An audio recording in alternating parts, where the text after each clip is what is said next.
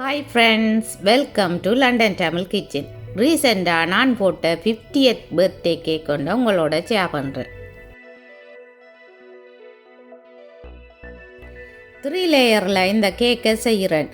அதுக்கு ஃபில்லிங் போட்டு க்ரம் கோட் போடுறேன்.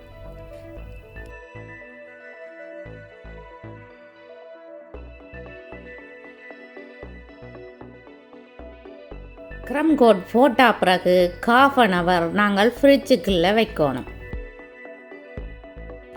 3 லேயர் கேக்குன்றதால் நாங்கள் கேக் டுவெல்ஸ் கட்டாயம் போடணும். அதால் இப்போ நான் கேக் டுவெல்ஸ் போடுறேன். ஆம்லேண்ட பர்த்டேக்கு போடுற கேக்குன்றதால் ப்ளூ கலரில் இந்த ஐசிங்கை போடுறேன். ஆல்ரெடி நான் பட்டர் ஐசிங் எப்படி செய்கிறேன்னு சொல்லி வீடியோ போட்டிருக்கிறேன். டிஸ்கிரிப்ஷனில் லிங்க் கொடுத்துருக்குறேன், நீங்கள் போய் பார்க்கலாம். ஸ்க்ரேப்பரால் கேக்கை சேவ் பண்ணி எடுக்கிறேன். இந்த கேக் ஸ்க்ரேப்பர் நிறைய டிசைனில் இருக்குது. நீங்கள் உங்களுக்கு விருப்பமான டிசைனில் வாங்கி ஸ்க்ரேப் பண்ணி எடுக்கலாம்.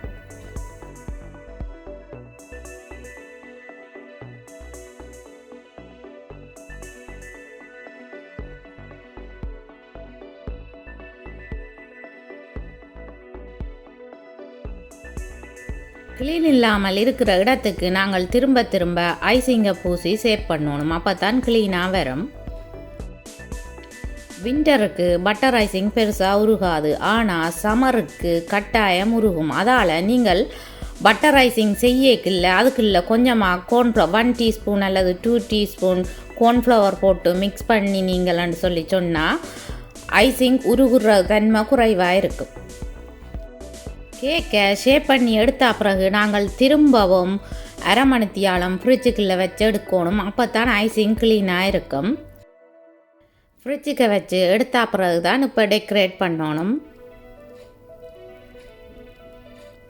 பட்டர் ஐசிங்கால் தான் டெக்கரேட் பண்ணுறேன்.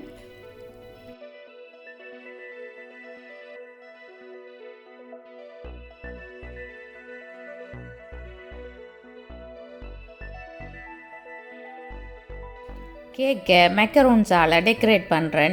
இந்த மெக்கரூன்ஸ் எப்படி செய்கிறேன்னு சொல்லி வீடியோ செப்பரேட்டாக போடுறேன்.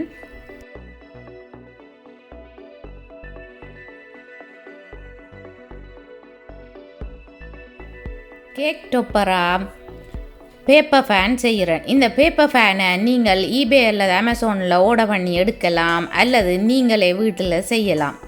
A4 கலர் பேப்பர் எடுத்து இந்த ஃபேனை செய்யலாம்.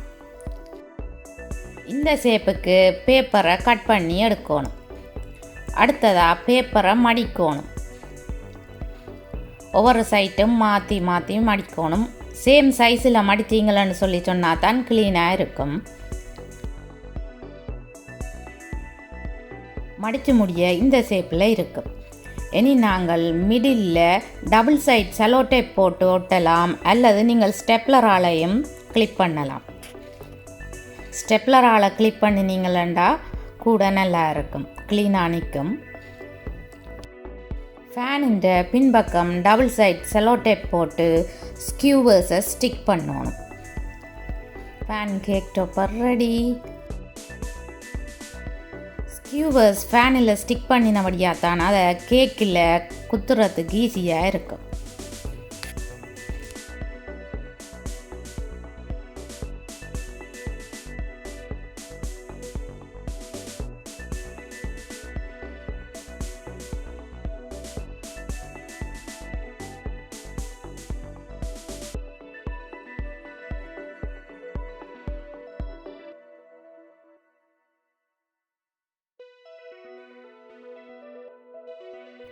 இந்த ஹேப்பி பர்த்டே கேக் டொப்பரை நீங்கள் அமேசான் அல்லது ஈபேயில் ஆர்டர் பண்ணி எடுக்கலாம்.